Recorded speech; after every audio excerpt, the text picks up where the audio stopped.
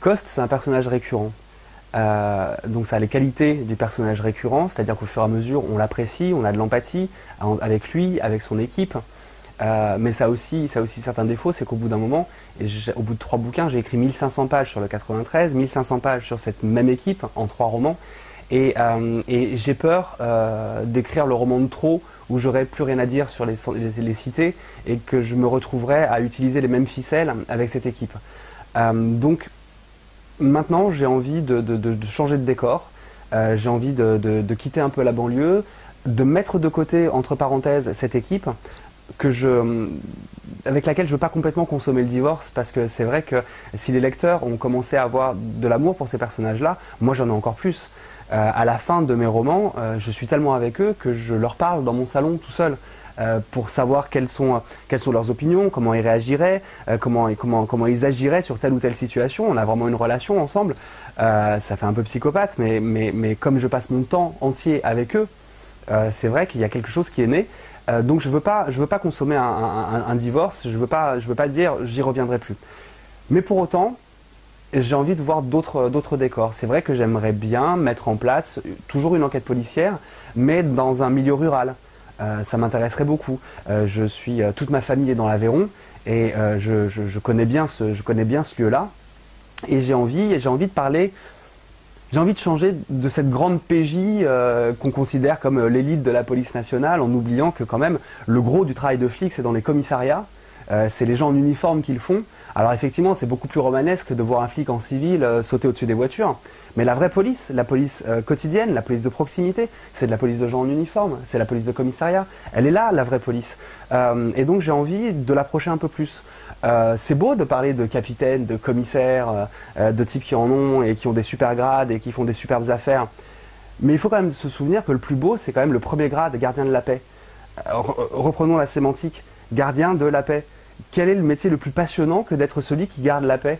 Et pourtant, gardien de la paix, c'est un petit peu un mot qu'on dit en le dénigrant. Le gardien de la paix, le brigadier, on les imagine avec moustache et le front bas.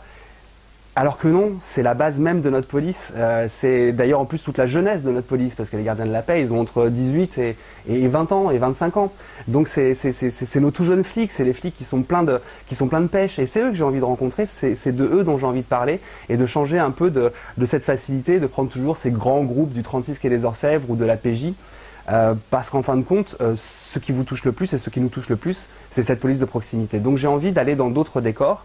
Et puis après, quand je me sentirai vraiment sûr de moi, sûr de ma plume, faire un petit coup à la Pierre Lemaître, arrêter les polars et raconter une histoire, hein, comme on appelle la littérature blanche, raconter une histoire qui sort des sentiers battus, effectivement, de la police, de la traque, d'une enquête, parce que je suis persuadé qu'on peut intégrer à n'importe quelle histoire une romance, une aventure, toutes les techniques de polar. Donc le page turner, le cliffhanger, le twister, ce qui fait qu'on accroche le lecteur et qu'on ne le laisse jamais respirer.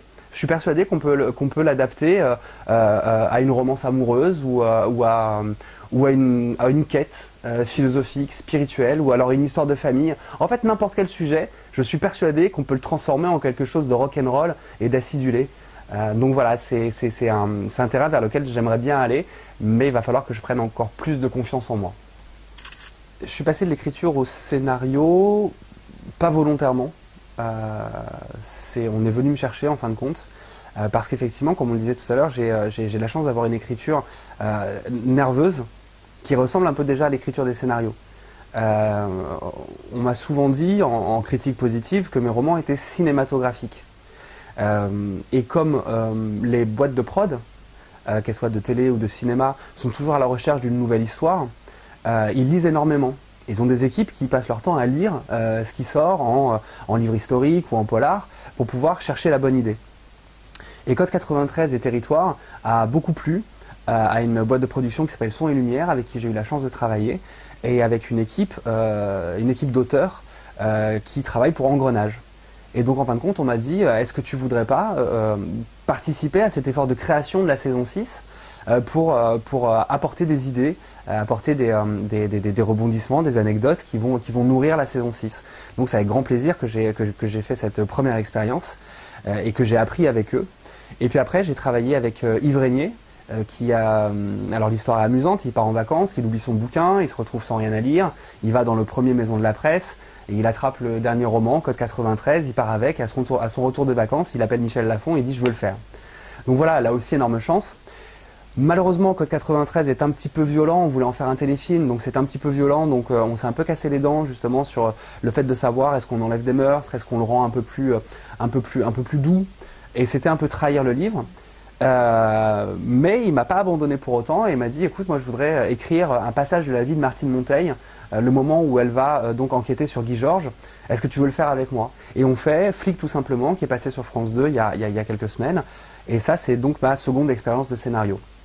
Et puis j'ai rencontré un autre réalisateur incroyable qui s'appelle Nicolas Cuche, une de mes plus belles rencontres professionnelles, avec qui on a travaillé sur un scénario qui s'appelle, et je vais garder le titre pour moi pour l'instant parce que rien n'est fait, et on est en recherche d'acteurs et d'actrices, donc c'est quelque chose qui est sur la bonne voie.